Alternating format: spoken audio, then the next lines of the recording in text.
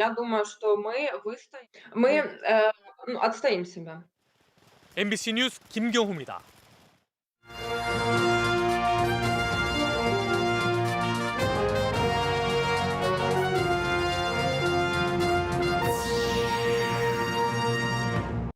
이른바 기프티콘 시장으로 불리는 모바일 선물 문화에 동네 상권도 도전장을 내밀었습니다.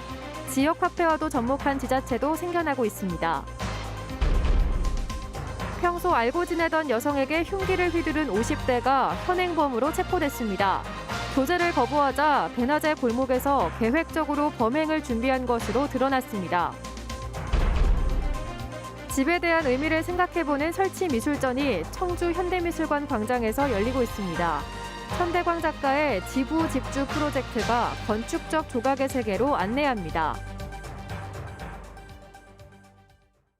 시청자 여러분 안녕하십니까? 계속해서 뉴스데스크 충북입니다. 충청북도가 발표한 오늘 코로나19 발생 현황부터 알아보겠습니다. 신규 발생 확진 환자는 5,961명입니다. 지역별로는 청주 2,010명, 충주 1,123명, 제천 218명, 단양 97명, 음성 508명, 괴산 249명, 진천 607명, 증평 387명, 보은 165명, 옥천 323명, 영동 234명이 확진됐습니다. 충북 누적 환자는 14만 4,745명, 누적 사망은 5명 늘어 219명입니다. 코로나19 이후 내 집 앞 골목 상권에 대한 재평가가 이뤄지고 있는 가운데 선물 문화의 대세로 자리 잡은 모바일 선물하기, 이른바 기프티콘 시장에 동네 상권도 도전장을 내밀기 시작했습니다. 광주 지역의 스타트업이 시작해 경기도 지자체와 협업을 준비 중인데요. 우리 지역에 시사하는 바도 큽니다. 허지희 기자가 보도합니다. 충주에서 전문 드립 커피점을 운영하는 예장희 씨. 우후죽순 늘어나는 대형 프랜차이즈에 대응하기가 쉽지 않습니다.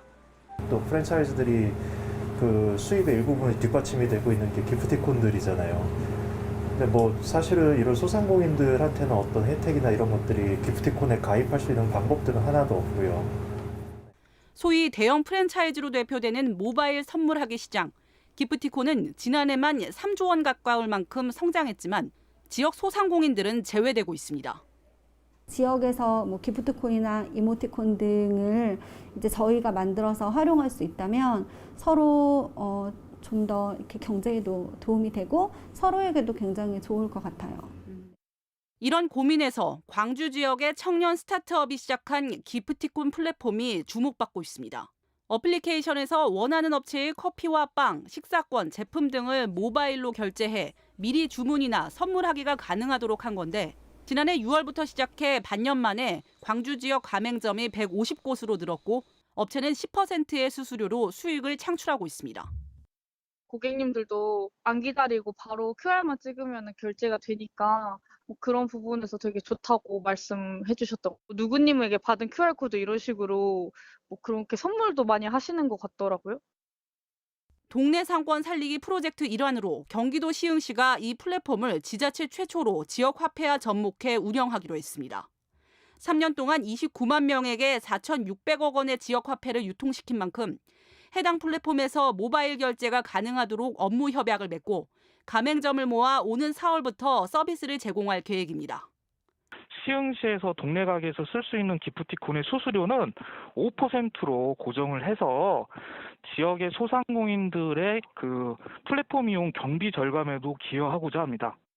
결국에는 사람들 사이에서 동네 제품을 선물할 수 있는 문화로 자리 잡는 게 가장 힘들고 중요한 일인 것 같습니다.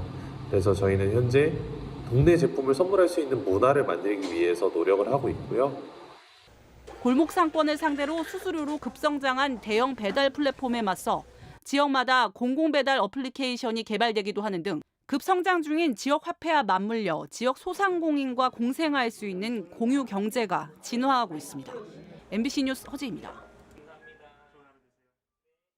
헤어진 전 연인에게 흉기를 휘두른 50대 남성이 경찰에 붙잡혔습니다. 헤어진 여성에게 다시 만나달라고 했지만 거절당하자 범행을 저질렀습니다. 김은초 기자입니다. 오전 9시를 조금 넘긴 인적 드문 골목. 한 남성이 흉기를 꺼내더니 상대 여성을 벽으로 밀어붙입니다. 옆에서 지켜보다 말리러 다가간 화물차 운전자까지 위협합니다. 운전자가 경찰에 신고를 하는 사이 결국 여성에게 흉기를 휘둘렀습니다. 곧이어 출동한 경찰에게도 거칠게 위협하더니 결국 10분 만에 붙잡혔습니다. 그 남자분이 그 모자에서 흉기를 꺼내가지고 처음에 위협을 하더라고요. 그 뒤에 바로 여자를 그 흉기로 허벅지를 찔렀어요. 2달 전 헤어진 여성에게 다시 만나달라고 했지만 거절당하자 술을 마신 채 범행을 저지른 겁니다. 여성은 다리를 다쳐 병원에서 치료를 받았습니다. 인적이 드문 골목에서 벌어진 일로 자칫하면 더 큰 변을 당할 뻔했습니다. 같이 죽을 수밖에 없어요. 절대 헤어질 수 없다고. 안에서 아가씨가 바깥에서 하자고. 그러고서는 나온 건데 그 사이 칼을 들고서는 바깥으로 나온 거죠. 피해 여성은 가해 남성과 같은 건물, 그것도 바로 옆방에 새들어 사는 상황. 남성은 범행 전날에도 만나자며 전화를 거는 등 지속적으로 여성을 괴롭혀왔습니다. 하도 많이 전화하니까 제가 전화를 받았거든요. 너무 귀찮아서. 계속 제 이름 계속 나와 계속 전화를 계속 전화를 보내고 흰소리 말하는데 원래 집이 예전 집이라 받으려고 하는 소리라. 경찰은 이 남성에 대해 살인미수 혐의로 구속영장을 신청했고 피해 여성에게는 추가 피해가 없도록 임시거처를 마련하고 심리상담을 지원할 계획입니다. MBC 뉴스 김은초입니다. 보은 생활치료센터에서 도주한 러시아 국적의 확진자 2명의 행방이 묘연한 가운데 경찰과 법무부가 사흘째 추적을 벌이고 있습니다. 이들은 불법 체류자 신분으로 각각 폭행과 강도, 절도 등의 범죄를 저질러 복역 후 강제 출국 절차를 기다리던 상태였던 것으로 드러났습니다. 경찰은 현재 인력 30여 명을 투입해 도주 경로를 추적하는 한편 법무부도 자체 검거반을 편성해 쫓고 있습니다.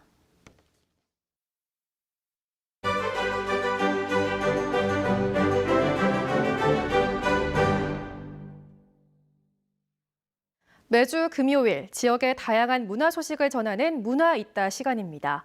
오늘은 색다른 집의 형태를 직접 느껴보면서 집은 어떤 의미인지, 이상적 도시는 무엇인지 한 번쯤 생각해 볼 수 있는 야외 전시를 소개합니다. 조미애 기자입니다. 알록달록 색동옷을 입은 건축물. 뚫린 창으로 햇빛을 오롯이 받아들여 존재감을 뽐냅니다. 그러나 화려한 이 집의 모티프는 가파도의 허름한 창고 건물입니다.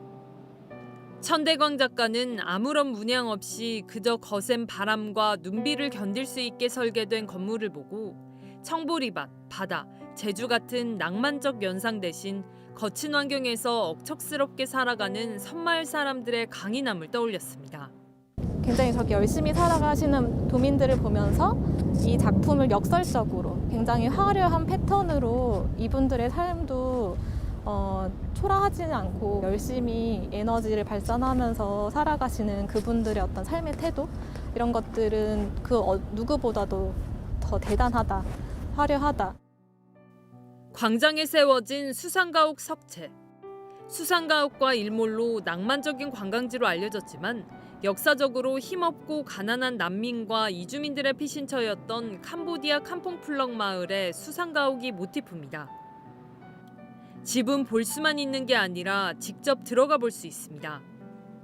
거울도 있고 창문도 있고 모티프가 된 수상가옥 사진도 걸려 있습니다. 직접 들어가 양철 지붕도 올려다보고 나무 의자에도 앉아보면 찜통 같은 더위 속에 날마다 고기를 잡아 근근히 살아가는 그들의 고단함. 그럼에도 늘 만족하고 소탈하게 웃는 소박한 행복감이 함께 느껴지는 듯도 합니다. 작가가 경험한 다양한 건축물에 철학을 담아 재구성한 집들은 일명 건축적 조각으로 관객들이 직접 체험할 수 있도록 집 안으로 초대합니다.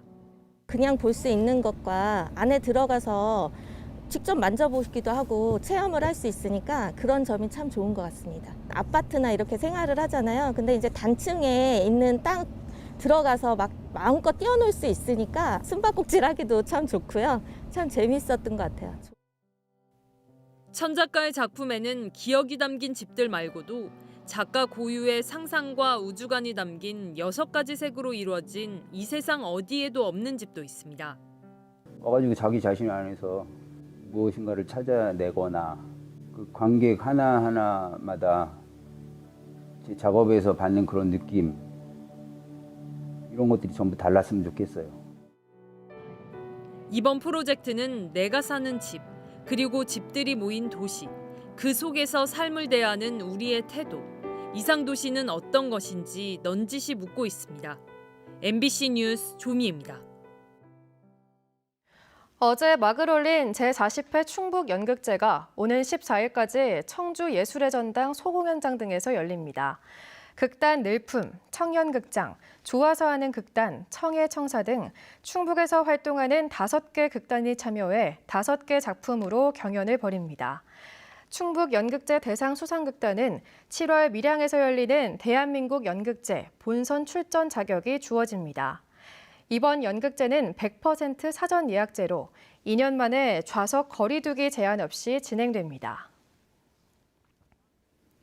충청북도가 중소기업 자금난 해소를 위해 올해 중소기업 육성자금 2차분 1,170억 원을 지원합니다.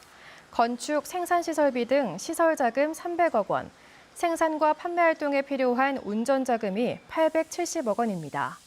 충청북도는 이와 함께 코로나19 장기화로 매출이 감소한 기업을 돕기 위해 특별자금 100억 원 가운데 70억 원을 이번에 지원하고 청년 창업 지원자금 20억 원도 자금 소진 시까지 지원합니다.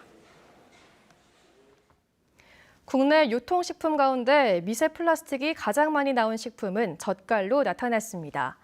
식약처가 해조류와 젓갈류, 외국에서 오염이 보고된 식품 등 11종 102가지 품목을 조사한 결과 1g당 검출량은 젓갈 6.6개, 티백 4.6개, 미역, 김 등 해조류 4.5개, 액젓 0.9개 순이었습니다. 천일염을 제외한 먹는 소금에서는 1g당 0.5개가 나왔습니다. 식약처는 미세 플라스틱의 유해한 영향에 대한 근거는 없고 해조류의 경우 2회 이상 세척하면 상당 부분 제거된다고 밝혔습니다. 충북의 검정고시 최고령 합격자들이 잇따라 대학에 입학했습니다.